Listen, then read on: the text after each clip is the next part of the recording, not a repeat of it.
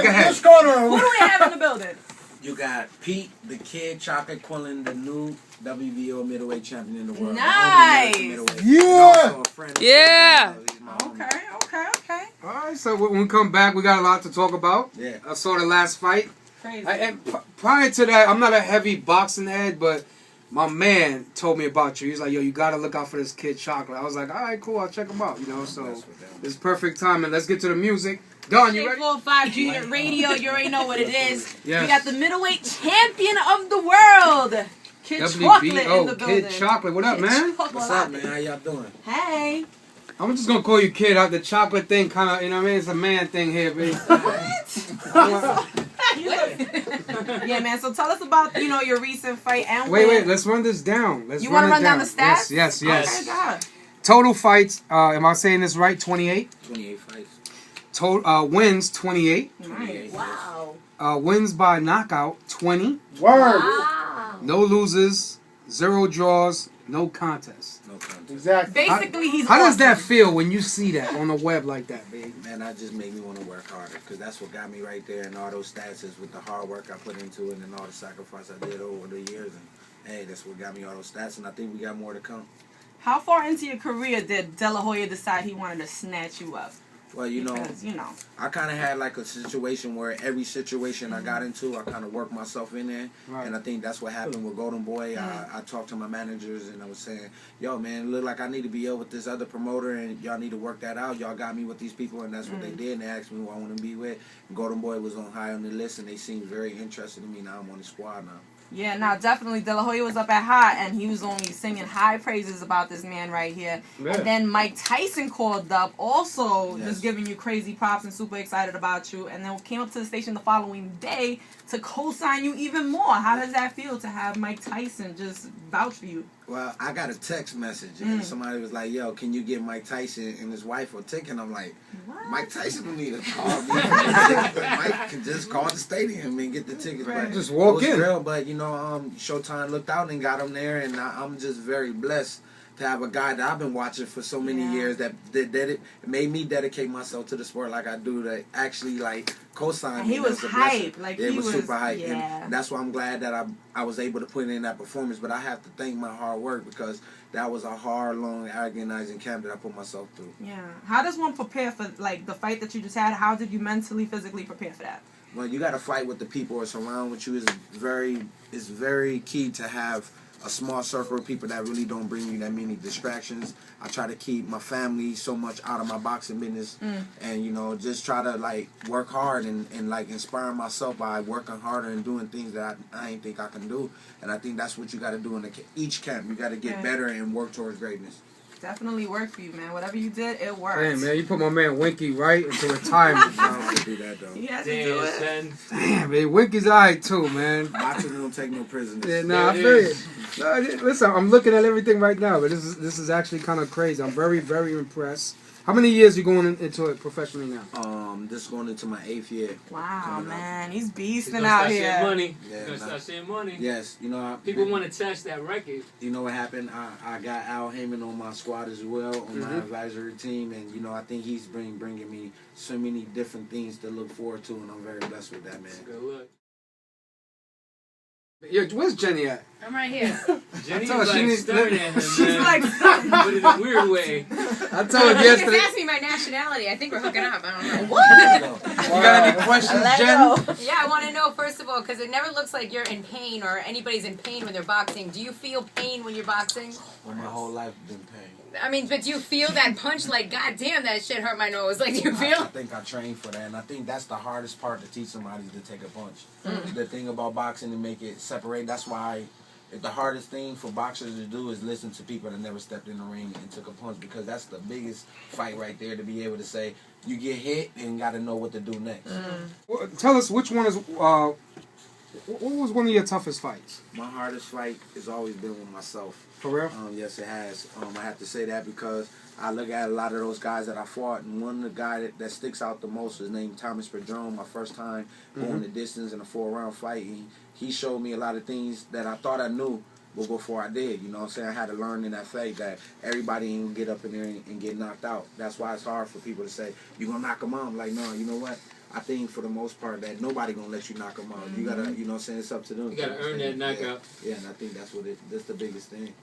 And when did you start, like as a kid? What age? I started at the age of 15, but let me tell you my unique story. My unique story Let's is do it. that, you know, you got a lot of guys, they go into a boxing gym to learn how to defend themselves. But like me, I was in the streets fighting all the time. And then I walked into a boxing gym and learned how to box. So, Right. you know, I started at 15 years old in Grand Rapids, Michigan. And I just, you know, my boxing took my life over. And it changed me for the better. You know, I used to be one of them guys that couldn't get off the streets. And then, you know, for some reason, I moved to New York City at the age of 18 years old. But I have no family here. And, you know, not like I'm a champion in the Who world. introduced you to the gym? Huh? Who brought you to the gym? You have a mentor or somebody? Nope. I think I just ran into the gym one day. I just was like, Let me see what this is about. Did you go in there like, I will fuck any one of these dudes up? my boy, you know what it is? My boy told me he was playing football and he's like, man, you should come. I went there and I just never left. I think it was something about boxing because it was always the thing that, you know, the adults and that allowed the kids to watch on the Saturday night, some boxing, Sugar Ray Leonard. So I always remember that it was always inspiring my life. And I thought I was a boxer because my brother used to take my little brother and I, put us in opposite corner. He used to be Mike Tyson. I used to be Sugar Ray. Okay. So I'm running, so I say 7 years old, you know. He But used to set y'all up to fight in the house? yeah, we That's had to that fight. big brother shit, and yo. then we started getting socks and putting socks on top of and Oh, having man. homemade boxing gloves. But So this is something you always knew or you knew you wanted to pursue then? I think it's something that had manifested in my life. It was just always there. Like, I never questioned God. I just think God put everything in your life that you can handle, and that's what happened with me. Like, boxing just find a way in my eye, inspire a lot of people through my work ethic in boxing. Yeah. Keep it real. Has this been the only job, or have you worked at McDonald's? Yeah, I or worked at IHOP. Yes, I did. Ooh, Right. Nelson My- ate there this morning. Mind you, I went to IHOP this morning. 32nd and Broadway up in Riverdale. I know where that's at. I know where that. I went to a different IHOP today, and I've been in the toilet 3 times, my nigga. Sorry about that. That's man. all love, because you know what? I take everything as a practice into where you want to be at. You know, IHOP played a big key in my life, helped me get some money, helped me how to deal with people and everything, helped me to deal with people that I had to work with. How to be social. Yeah, you had to be social with people. And even the funny thing is that I was always telling people, like, yo, I'm going to be a champion of the world. And people looked at me like, oh, it's crazy. Like, yo, man, just Like, get my maybe my pancakes eggs. and French toast with sausage. You know what's crazy is because I told myself, man, when I get some money, I'm going to build an IHOP next door and I'm going to give away free. Own that shit. I'm going to give away free food. That's what's up, man. What other jobs? That's it? Just IHOP? Yeah, I worked at IHOP when I came here. When I first came here, I was doing some real tough jobs, like, you know, Bob's what I'm saying? Furniture and all that Like, stuff? actually, I was working on those, you know what those Spanish people call it, vivero. Oh shit, Yeah. with the chickens. You was killing chickens? Wow. Damn. Slaughterhouse. The crazy thing is, my dad is from Cuba, so when he came to the States and I was born in Chicago, moved to Grand Rapids. My dad thought he still was in Cuba for a long So he was killing chickens like regular. Like right? nothing. In the backyard. Where's those weird black kids that's dad is like from another country that kill chickens in the backyard? His dad is killing chickens in the Yeah. back of the house. Yeah, man, it's Shea 45 Junior Radio, and if you're just tuning in, we have the middleweight champion of the world, Kid Chocolate, in the building. Kid. Kid. What's up, player? What's up? Feeling good out here, huh? I just want to get right down to the bottom line here. How much money you got at this point? See, I You bum ass whore. You counting his money? How much money you got right now? Well, I have to honestly say my style, you can't pay for it, but I couldn't do it like a lot. Do you have a lady? I'm kind of like on the board. Don't answer that. Don't answer that, my friend. Why he can't answer that? You don't have to answer that, my friend. Right now, my only wife is boxing right now. Okay, so then he's out here dating and shit. That's what he's Hey, doing. chilling, babe. Chilling, He's man. having a good time. I'm definitely chilling. Please tell me that you don't rap. I don't want you. I can rap if I wanted to. Go ahead, but go you're not gonna make records. Do it huh? right now. Do it right now. You don't want to hear something? Yes. Really? Yes. Flow game been hot since I was in the 6th grade. Talk not to go against the grain to test the brave. Shots will hit your brain and melt your waves. And if you got a long hair, it will press your braids. I will catch your body, I will catch your case. Only thing I'm really scared of is catches AIDS. This goes out to them cats of age. Stop acting your shoe size, boy. Act your age. Okay. All right, you know that. Style. You're right. You're right. I stick to boxing, though, 'cause that's what I feel more. Okay. Thank you, brother. Thank you. I appreciate it. I appreciate that. Well, you know, the last guy, he was 27-0, and I was going in the fight 27-0.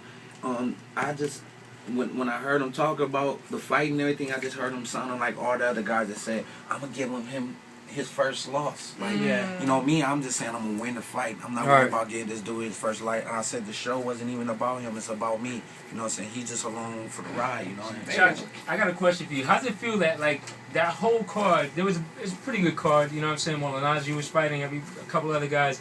Your fight happened to be the fight that everybody was talking about. Like, they said you no bullshit, you christened the Barclays Center. Like, you made it official. Like, where people think that MSG is the only place that you can find boxing, you made that, like, your home. How's that feel? Man, you know, like I said, it's a blessing that I don't question about it. You know, how the fight played out, I mean, it's already in the books with God, man. He the one that played that out. I did my job, which is going in the gym, not make excuses and work very hard and get the win, man. Like, I've been manifested this in my head all the whole time, telling people I'm going to be a champion, I kept saying it, now it's true. Now it's more work to get done. I reset my goals for what I want to accomplish as a champion and be a true champion to the fans.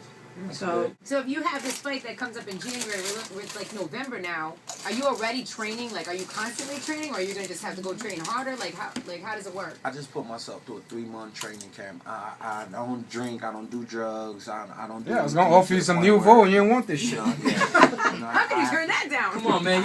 I have to really know that. No, I'm ready. You know what I'm saying? Whenever they ready for me to leave, I'm on drop of the dime on call like a doctor, 24 hours, saying that they gonna have me go tomorrow. I'm ready to leave. So, like I said, boxing is my full-time job. When he asked me how much money did you make, I make enough that I can say that I do boxing as a professional and live good too. I'm sure. Yeah, you look like you live good. I'm saying, very healthy and stuff. Before I got here, I was telling my boy who do all my web stuff, and I was telling him, man, you know, my life could be a scene from a movie every day I've been getting up. Look, 50's checking in right now, and he just said, tell him I came to see him fight when he beat Winky. He's talented, and I wish him well. Nice. That's a blessing, man. Yeah, so Fifth just said that. He's listening right now. Man, that's a blessing. I seen him. I got to actually posted a picture up on my Instagram, which is @KidChocolate. Right. 50 being there and everything. Like I said, I'm just blessed with all this, man. I don't take none of this stuff for granted. And I just work even harder and get more motivated. What do you listen to? I listen to everything from 50, listen to everybody. I listen to Bobby Womack, because that's who I compare my boxing style more to, is a R&B singer, which is a good R&B That's singer. crazy. You know what I'm saying? I tell everybody, like, even with Winky Wright, I said, you know, the only way Winky Wright can beat me is if he can dance better than me. And if he can dance, then he got to at least know how to salsa dance to that, you know. But I listen to salsa, I listen to everything. I listen to whatever moves me to help me get in the rhythm.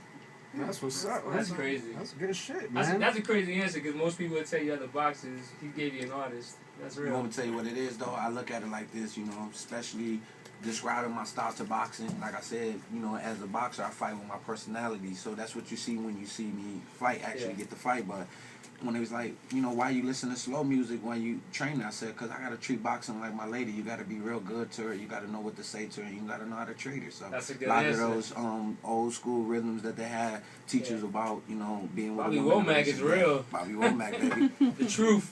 Shit, man. Listen, promote, your website, your Twitter, all the way the people can get in contact with you. All right, make sure that y'all hit the www.thekidchocolate.com, also on Instagram @KidChocolate, same thing on Twitter. Y'all can get the tabs on my website that if you didn't catch what I just said, but I'm blessed for y'all to even hit those things and show me the love, and that's what it's all about, is showing love and passing it on to other people.